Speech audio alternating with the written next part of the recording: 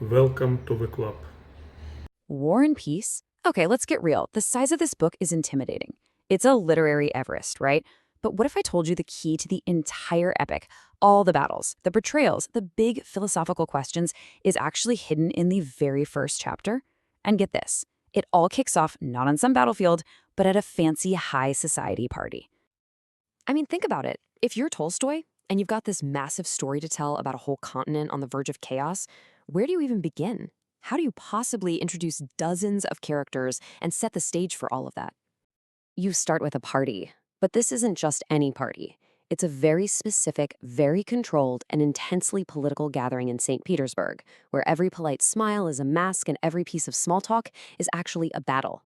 All right, so let's dive in. Before we can really meet the guests, you've got to understand the world they're living in. We're in July 1805, and the air in St. Petersburg is just thick with tension. See, Napoleon is on the move. He's gobbling up Italian states, turning them into what our hostess disgustedly calls family estates of the Bonapartes.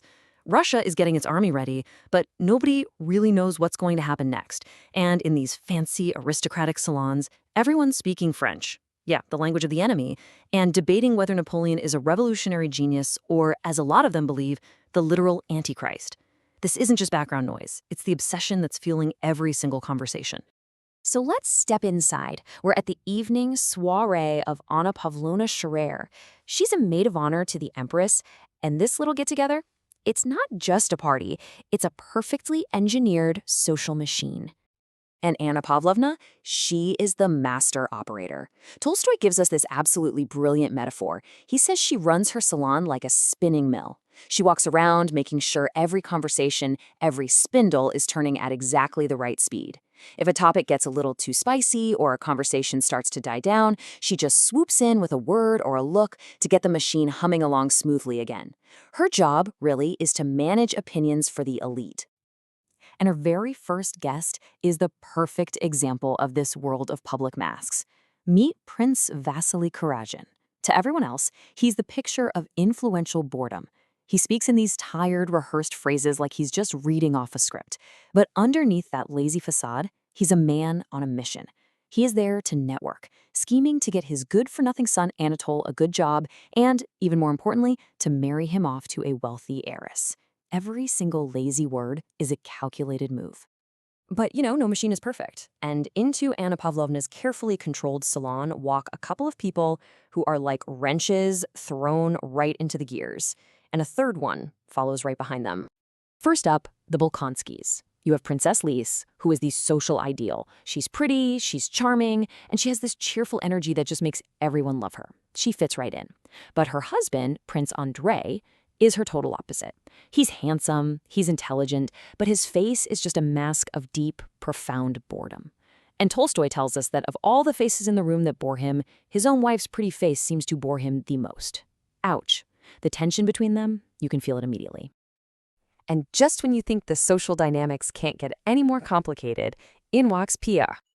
Oh, Pierre. He is a social disaster, just waiting to happen. He's big, he's clumsy, and he has no idea how to play this unspoken social game. He's the illegitimate son of a dying count, which means his social standing is, well, it's complicated. But what really makes him dangerous here is his sincerity. He has what Tolstoy calls an observant and natural gaze. See, he doesn't perform, he actually looks at people. And he's about to say what he really thinks, which, in this room, is the ultimate crime. Anna Pavlovna can smell the danger, and she tries to steer Pierre towards some safe, boring conversations, but it's way too late. The central, most explosive topic of the night is about to be detonated. And that question, the one that's on absolutely everyone's mind from St. Petersburg to Paris, is just this. What do we do about Napoleon Bonaparte? Okay, so this right here is the ideological war that's happening over the teacups. On one side, you have the salon's view. They see Napoleon as an illegitimate murderer, the Antichrist who threatens the entire old order of Europe. But then you have Pierre, our sincere outsider, and he sees something totally different. He argues that Napoleon was a great man, a product of the revolution who actually saved France from anarchy and protected its ideals of liberty and equality. And then Pierre drops the bomb. In this room, full of aristocrats whose entire existence depends on monarchy and social hierarchy, he declares, "The revolution was a great thing." You can practically hear the collective gasp. Anna Pavlovna is horrified. She can see her beautiful, smooth-running conversation machine just grinding to a halt, smoking and sparking from the friction of a real, passionate idea. So let's see what happens after the party, because that's when the public performances stop and the private truths start to come out. The party itself was a stage, but Tolstoy shows us that the most revealing moments, they happen in the hallways. The second Prince Andrei gets Pierre alone, that mask of bored indifference just shatters. He unleashes this wave of despair, telling him that sure, his wife is a wonderful woman, but he'd give anything not to be married. He feels trapped in what he calls a magic circle of high society and meaningless chatter. And this is where Tolstoy really holds up a mirror.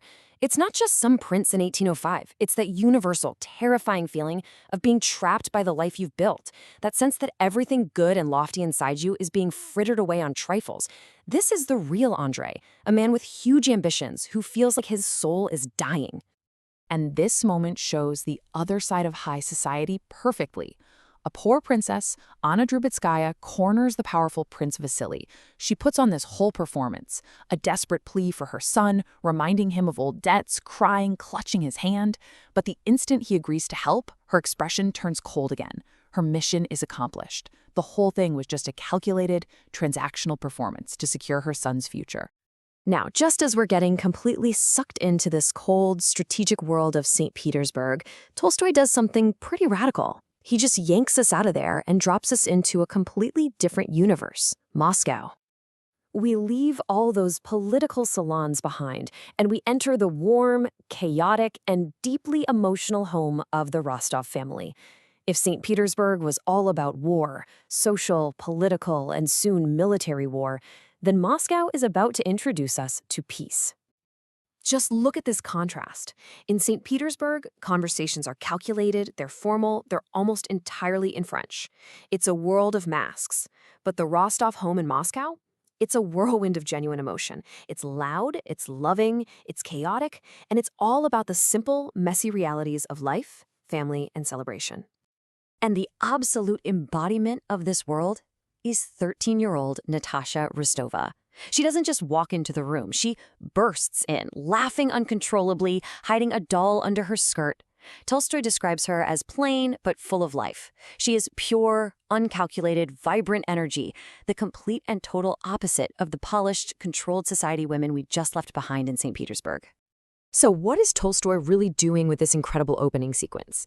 Well, it's not just an introduction. It's basically a thesis statement for the entire 1,200-page novel. He has drawn a line right down the center of his world. On one side, you've got St. Petersburg, the world of politics, ambition, and social performance. That's the world of war. And on the other side, you have Moscow, the world of family, emotion, and authentic life, the world of peace. Our main characters, the cynical Andrei, the searching Pierre, and the vibrant Natasha, they're all caught between these two worlds. And the question that this opening party leaves us with is the same one that's going to drive the entire novel. When these two worlds inevitably collide, what happens? And who will be left standing?